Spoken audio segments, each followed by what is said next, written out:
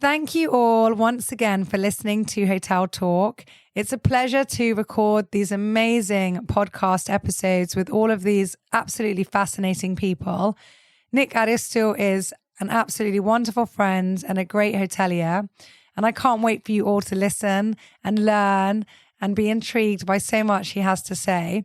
Unfortunately, as we had with Savas Predios, the sound is not as crisp in this episode due to a problem with the software we had in the recording of that particular week. However, we've worked on it really hard. It's still a great episode, and I believe you'll be able to take a lot from it. And don't forget, we also release now on YouTube, so you can also watch this episode with subtitles, which makes it even that much more fun. So thanks once again for tuning in. Don't forget to hit that subscribe button. The more followers we get, the better this show can become. And we thank you all once again for being part of Hotel Talk Journey. So the first thing I said back to him was, do we have a red carpet? And he said, no, why do we need a red carpet? I said, well, the Queen's coming and she's the head of the Commonwealth.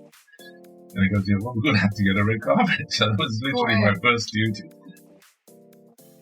And he saw a customer holding the bottle and pouring it onto the floor. And the barman, through the bottle, he rushed over and said, sir, what are you doing? This is expensive brandy. And the Russian guest's reply was, she doesn't like this. Bring me another one. Guests will know whether they're going to be happy in a hotel within the first 2 or 3 minutes of walking through the door.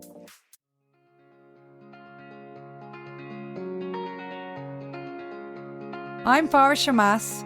Welcome to Hotel Talk. We hope you enjoy listening to this friendly conversation between people connected by real life in hotels. Welcome back to Hotel Talk, and today I have a very, very special friend of mine here, so we'll be chatting away about all our happy memories in this industry. It is none other than Nick Aristou, who is the Executive Director of Four Seasons Hotel Limassol, which is part of Mosquito Hotels. Nick, thanks for coming. Morning, Farah. It's a great pleasure to be with you here today.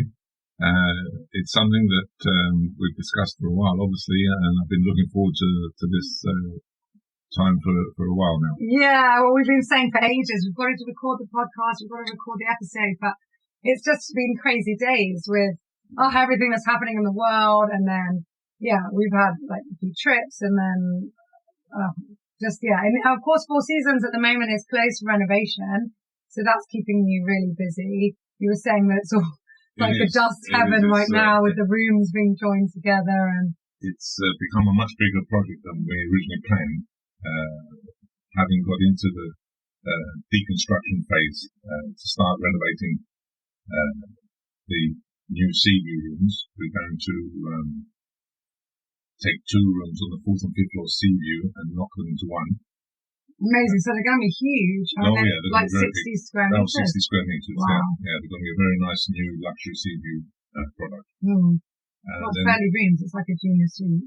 Yes, exactly. Yeah. We haven't come up with a name for them yet, but we will announce it. Everyone, if you're listening, shoot it Nick's way, your ideas.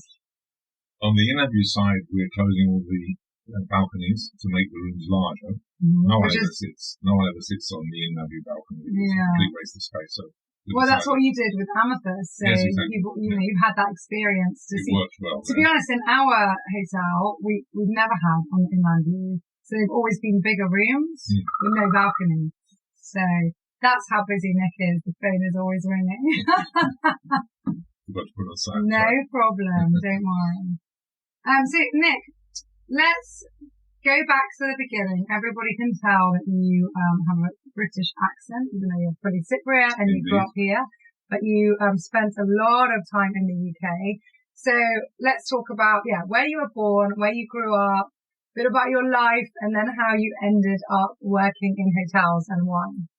Well, if we go all the way back, my parents left Cyprus in the late 50s, and I was born and raised in London in the UK. So I had a typical sort of second generation upbringing, upbringing in London, went to Greek school, every Saturday. Like my big fat Greek wedding. Exactly. Yeah, I think that's why one of the reasons I ended up in hotels was because I got used to working 6 days a week at school. Then obviously,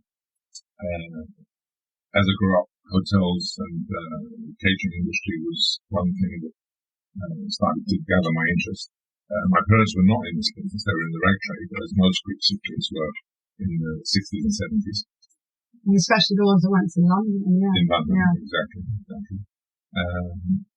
But to a degree, my father actually prompted me not to follow in his footsteps in the rag trade because he could see that the rag trade was on a decline by the end of the 70s. It was moving out to Romania and then finally eventually off to China. So it wasn't a future-proof industry as far as the UK was concerned. That's quite wise of him, yeah. Yeah. So I went to study hotel management at London University.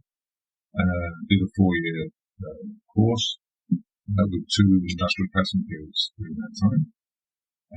And then when I finished my studies, I joined what was then Trust House Forte as a graduate management trainee and ended up staying with them for 11 years. Wow, I didn't realise it was 11 years. And you were based in London, weren't you, the whole time? Not all the time, no. So I went all around the UK. I worked in Cambridge and Coventry. My favourite hotel that I worked at the time was the Balmoral in Edinburgh. I was GM there for 2 years in 1991. But you didn't meet the Queen? Not there. No. Let's tell everyone that quick story. Yeah. Well, during my time with Forte in London and Balmoral and Edinburgh, I had actually met all the members of the royal family, including Princess Diana, but not Camilla, except for the Queen. I hadn't met the Queen during all that time.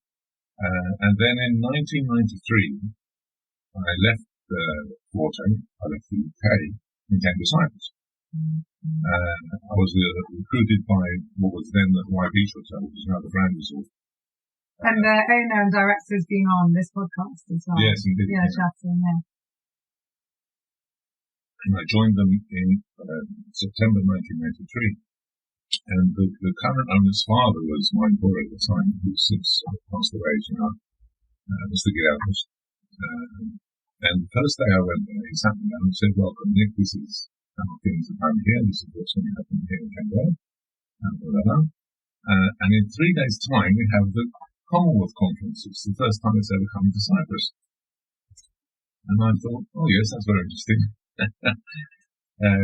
Talk about landing with a bang. Yeah. So in 3 days, I had to organise everything to do with an event of that magnitude, with 47 heads of state attending, and our hotel was the actual conference venue. So the first thing I said back to him was, "Do we have a red carpet?" And he said, "No, why do we need a red carpet?" I said, "Well, the Queen's coming, and she's the head of the Commonwealth." And he goes, "Yeah, well, we're going to have to get a red carpet." So that was literally my first duty at the hotel, was sourcing a red carpet for over 100 metres long for the Queen when she was going to inaugurate the conference. And then you met her. And then obviously I met her in Cyprus on the first day of the Commonwealth Conference in Cyprus, and that created the full house of royal family members that I had met. Oh, so nice. So going back then, so you worked for Forte for 11 years. Yeah. And then moved. In 93, as I said, I moved to Cyprus. Jumping forward to today, just briefly, I was calculating the other day that this year I will have spent half of my life in the UK and half of my life in Cyprus. Literally 50-50. So I'm at 50-50 in 23. That's so nice. Yeah. And then, and not including all the days that we've travelled in this industry. I mean, you've travelled to so many countries. So many places. Spent so many days outside of Cyprus, promoting Cyprus. Exactly. Yeah. So then you were at Hawaii for some years. So I was at the Hawaii again for 11 years. 11 seems to be my lucky number. 11 years at Hawaii were a very, very challenging and fulfilling time. we were very, very focused on developing conference and incentive business in Cyprus and to that particular hotel at the time, because at the time it had the biggest conference room on the island. Plus, I think it still is one of the biggest. It's still one of the biggest now, yeah. But there are other bigger ones, and of course there's the biggest one we opened in Staples. Yeah. But we did that very successfully, and the Hawaii Beach Hotel at the time was awarded Best Conference Hotel in Europe 2 years running in 97 and 98. So it became a very successful conference hotel. And that was a sort of springboard to my career in Cyprus as well. So it was with them for 11 years. Then in 2004, there was a big domino effect with the managers of various hotels in Limassol. So what happens? One leaves, and then the place needs to be taken, and then someone else leaves, and Exactly. Every few years we have it here. And so at that time, in 2004, the manager at what was then the Meridian left, and the manager, who's now passed away, but that's sold us the Seriolis, who was the Four Seasons, left the Four Seasons. I went to the Meridian, and I left the Hawaii and went to the Four Seasons. And that was the sort of start of my career there, which has now been 18 years. Wow. So basically, this year I complete 40 years in the industry. 11 with Forte, 11 with the White Beach, and 18. Maybe 22. Yeah. There we go. 22 to double 11. Exactly. And what's the best part about the industry? I mean, I know that you love this industry and you wouldn't be in any other. What's been the best part, and what is the best part for you? Without a doubt, I mean, it may sound cliche and everybody says it, but without a doubt, the best part of working in this industry is the people that you deal with and meet in it. And I don't just mean the customers, I mean the staff as well, and the partners. So there's customers, staff, and partners. So three categories of people in the industry. Yeah, partners meaning colleagues and associates. Business partners. Yeah. And it's a tough industry. We all work long hours, you know that.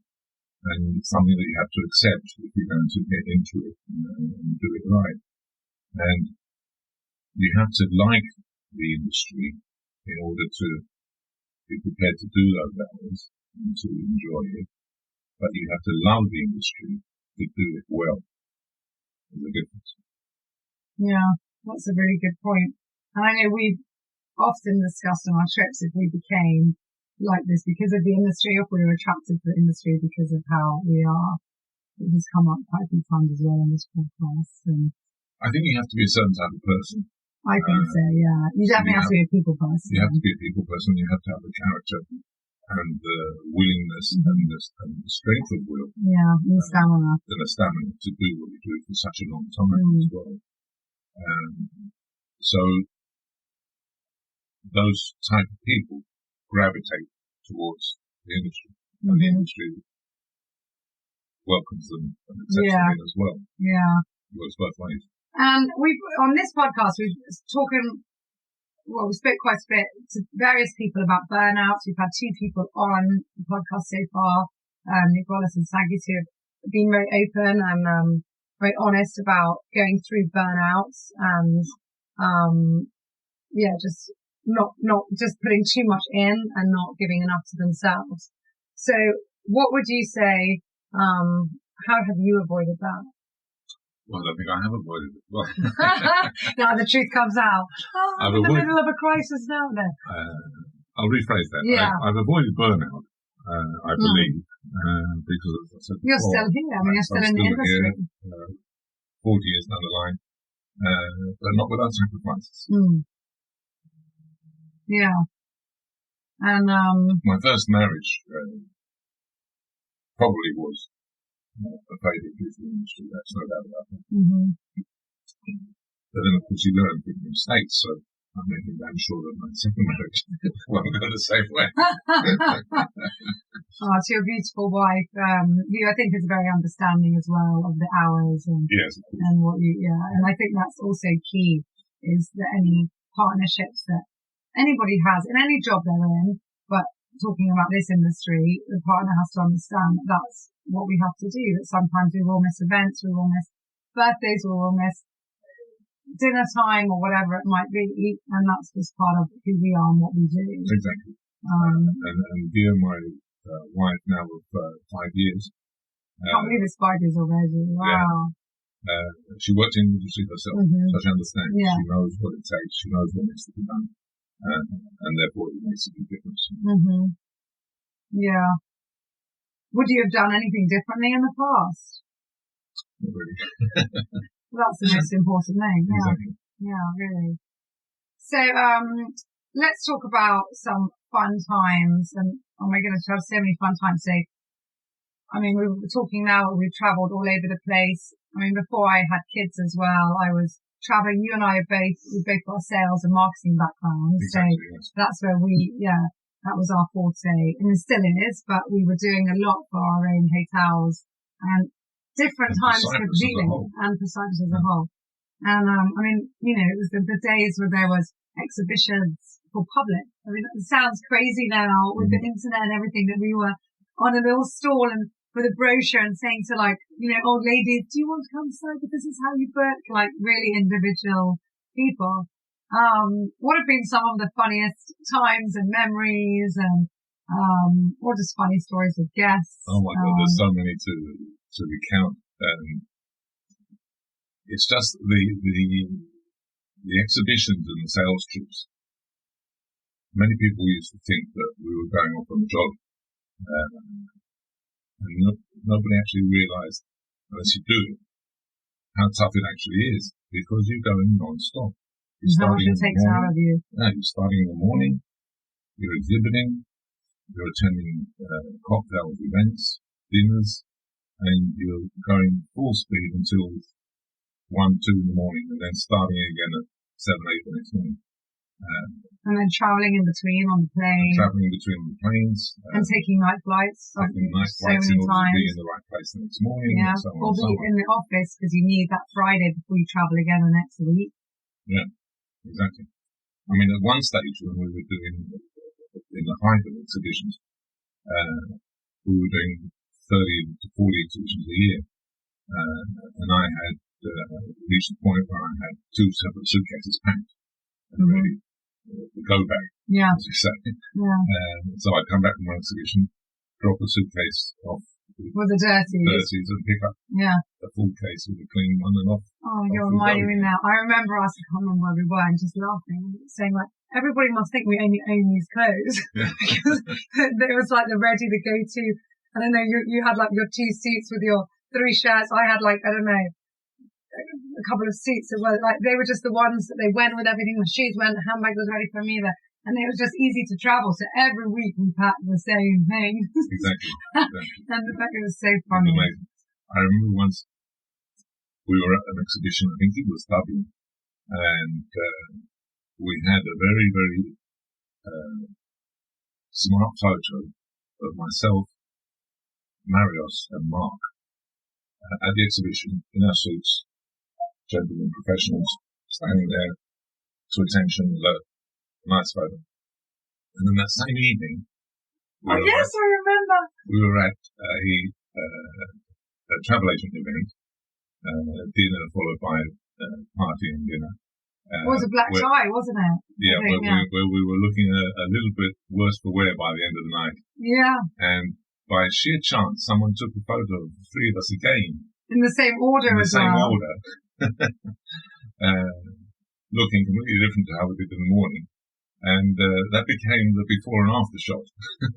I remember, we've got to find those pictures. It's so, I'll so funny. I'll see if I can find it and send it to you. So funny. Yeah, and I remember, because you guys had bow ties on, and then the bow ties were off, and, everyone was exhausted, and yeah, it is really tiring. And I remember, so many people would tell me, wow, you get to see all these countries. And we didn't see anything. We would just see an airport, a hotel room and an exhibition centre, you know. I mean, and then we'd come back and we hadn't slept. And I remember one week, I think I'd slept in a bed in a 7-day period. I went to 4 countries and I slept in a hotel room or a bed only 3 of the nights. Because the other nights I was travelling overnight, attending things in the day.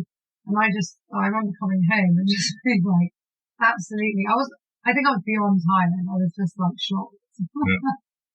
Do you remember the early days of exhibitions when North Cyprus was just starting to appear on the travel scene and taking part in exhibitions? And the first day of the exhibition was spent. Where are they?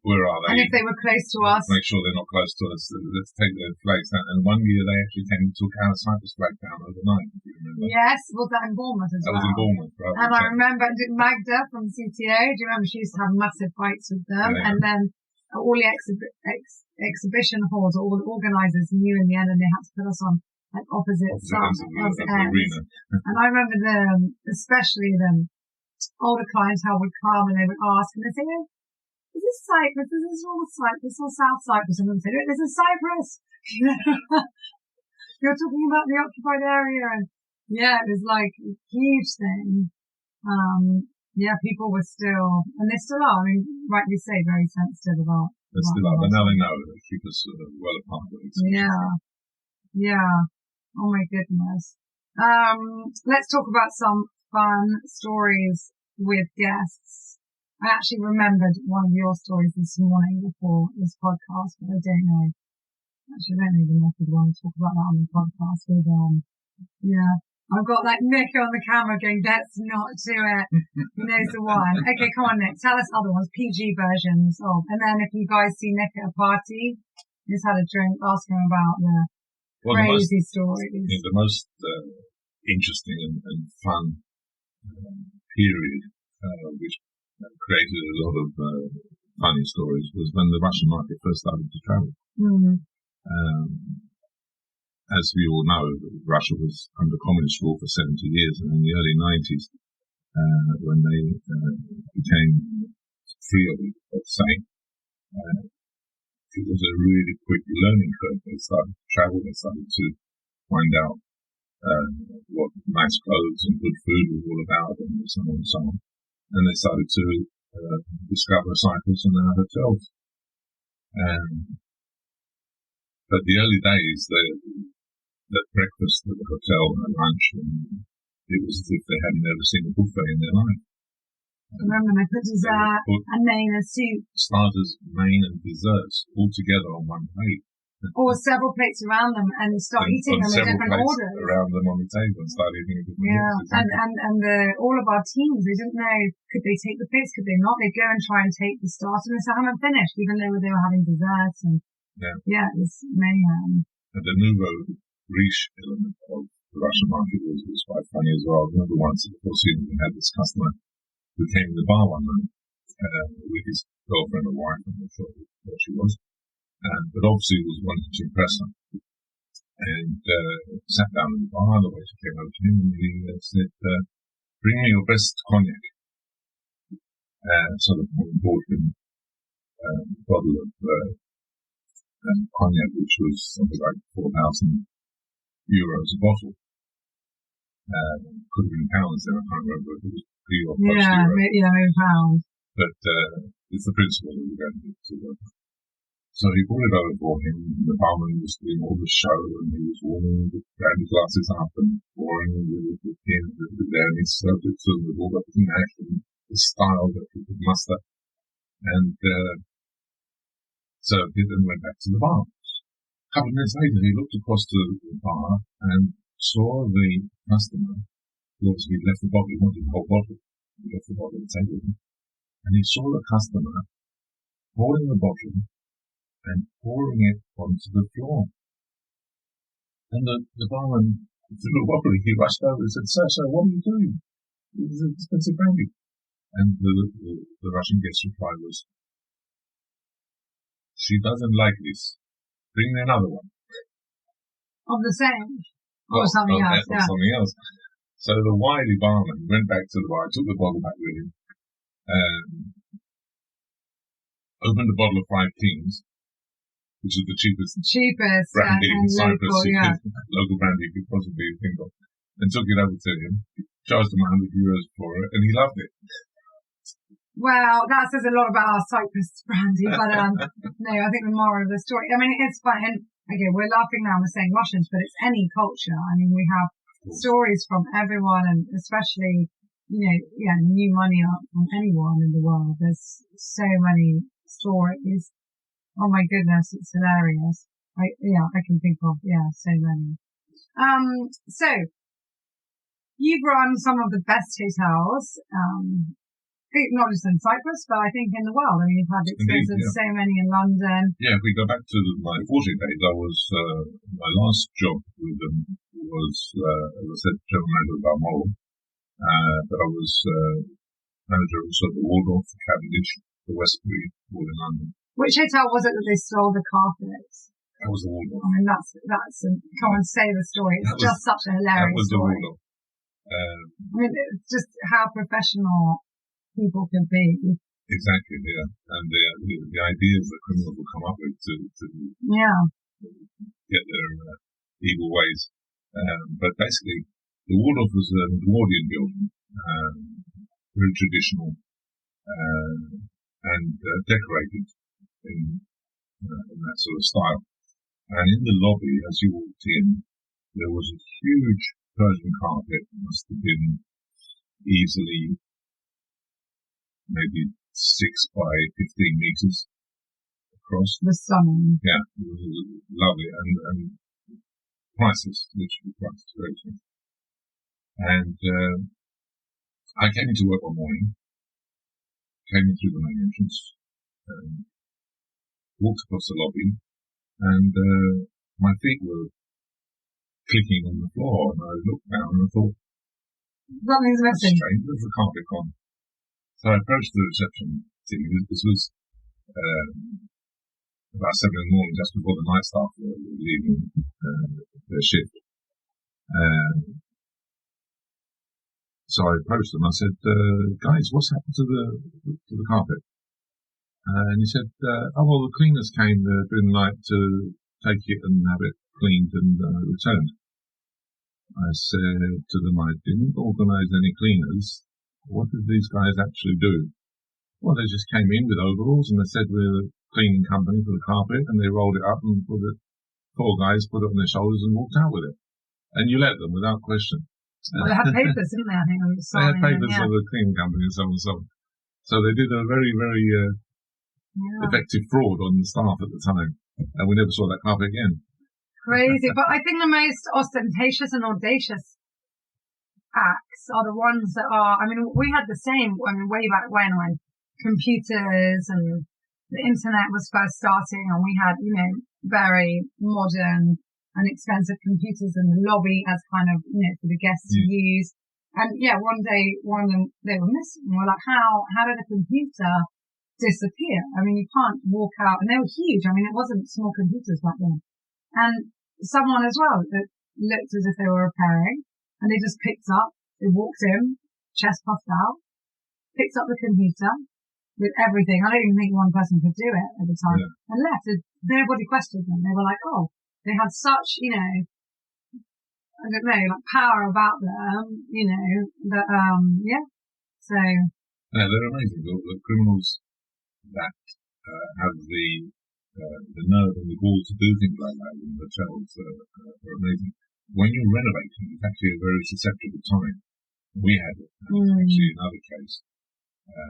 Because there's so many people in and out. On our previous renovation, 6 years ago, where the guy came to the hotel in overalls, walked into one of the rooms that was being stripped, took the TV off the wall.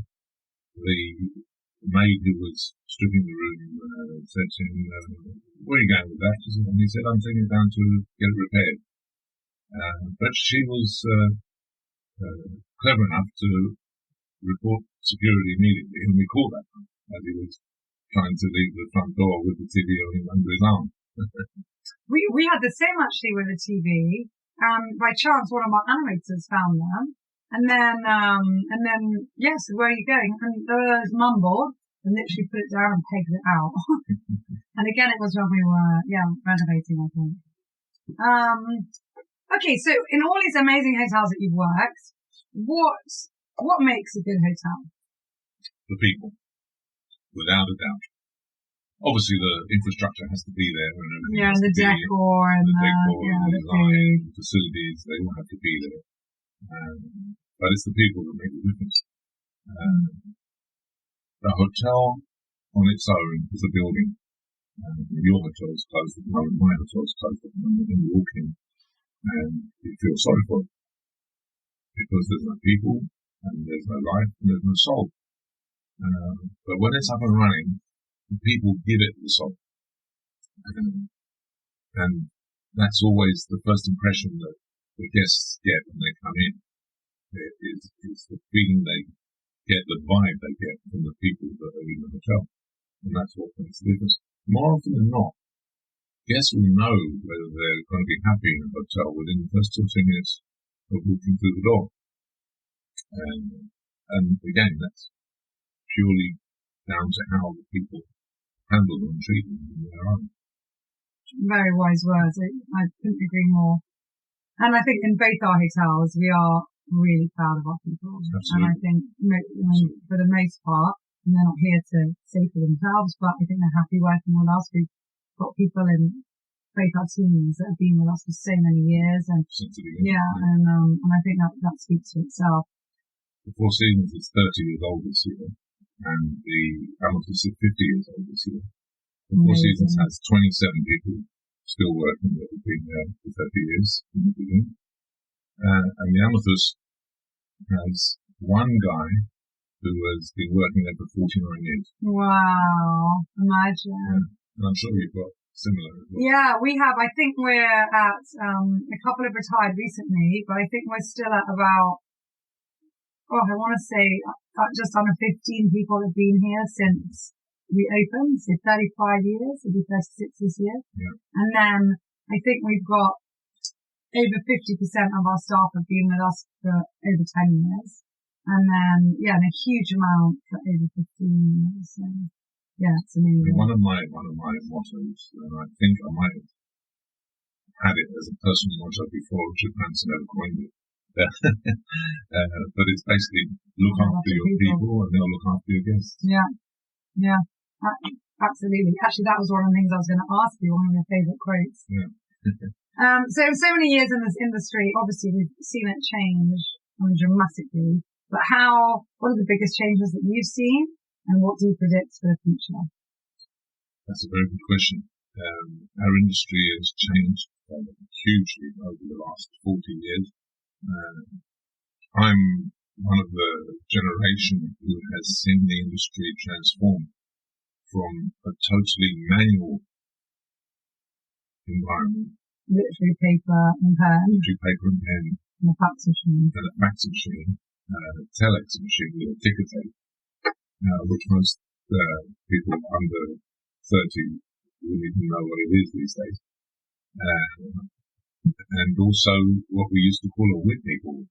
If you remember a Whitney board? No, I don't think that's A Whitney board was the board in the back of reception, which was basically a huge board, depending on the number of rooms you had. You'd have that number of slots in the board. Oh, yes, okay, of course, yeah. I just didn't know that's what it was called. It was called a Whitney board. A Whitney board. And you remember, you'd have a green card in the slot if the room was occupied, clean and ready. A red card if it was occupied. Yeah. The yellow card if it was the departure that day. The blue card if it was arrival. And the keys hanging there. And so on and so on. And any mail that came, because people were getting their post delivered to the hotel. Exactly. And literally one person on each shift had the responsibility of keeping that board updated every minute of the day. Yeah, and for big hotels, that was a monster task. Yeah. Monster task. And now that is all in one computer. So computerization of the industry, which was one of the latest industries, believe it or not, to be computerized, happened in the late 80s to early 90s. A lot of hotels still to the late 90s hadn't. Yeah, I'd say. I mean, I don't think all of the hotels were that. Yeah, because it was expensive. And not everybody, not all the hotels could afford it. Not just literally the investment, but they couldn't afford the people to do it as well. So yeah, I think a lot of hotels, it wasn't until, I mean, even when I started working, which is early 2000, I think I was the first one with an email address. Like, we were still faxing. Like, it wasn't really, everybody had a computer, and all our reservations were going in, but the majority of reservations were coming in by fax. Even if we got emails, we'd print them and fax it back, or they'd fax it to us, and if we'd sent the confirmation over email, people were saying, well, where is it? And they were like, that doesn't count, you want to fax it, and sign it. Yeah. So, and now we're almost at the stage where we're paper-free in our reservations and administration environments of hotels. So, from the administration back of house point of view, that's been the greatest change that's facilitated. And obviously, the advent of online booking as well has created a huge leap forward in hotel management. And shift in dynamics between just being relying on tour operators, and then having more FOTs. Yeah. Although, let's make it clear to the listeners that we cannot rely on purely online business, especially in an environment where we are as a resort location, a resort destination on an island. People can't drive to. We will always need tour operating business. And if you can achieve a mix of 50-50, 50 tour operating and 50 online, is the perfect scenario for hotels in destinations such as ours. And that will always be the case because of the connectivity issue. We always need planes, we always need tour operators, we always need airlifts to get people here, and so on and so on. Unlike a hotel in a major European city destination, where people can drive to, where there's business travel. They can basically rely 99-95% on online business these days. Although, again, that's changing. I mean, even 50% will be amazing, and maybe one day it might be more, because hopefully connectivity to Cyprus will increase. Hopefully there'll be more business travellers, more individuals, people doing dynamic travel, and packages. We were talking about that with the Deputy Minister of Tourism, actually, on this podcast. So, because that will also help us with seasonality. If there's more flights here, then hopefully, we'll be better off in winter. And for the future, what do you predict? Now, from the guest experience point of view for the future, we're already at the stage now where we have to address the question of guest experience, because people these days are past the point of just going to a hotel for a break and a relax and this and that. They want to have an experience, and that's what we have to give them these days. This has already been on the cards now for the last 2 or 3 years, but with the future, especially for the millennials, they're all looking for experiential holidays, and that's really what we all have to look at for the business model for the future. Is how to give people varied and different and great experiences and authentic, and attract them here, which is the one thing that our Deputy Minister has been focusing on himself. Yeah, absolutely. And has created all these different guest experience models. Yeah, which have been really good. Some of them are amazing. So, going back to your London experience and your Cyprus experience, what's the biggest difference between London hotels and Cyprus hotels? Obviously, you've said that we rely on a different model here and with the tour operators, but what's the big difference? It's the difference in the business, which is generated by the destination itself, as I just mentioned earlier. A large city like London has a completely different clientele and completely different motivation than a leisure resort destination like Limassol. Yeah, pace and client needs. Pace is different, the client needs are different. Everything is different in that respect.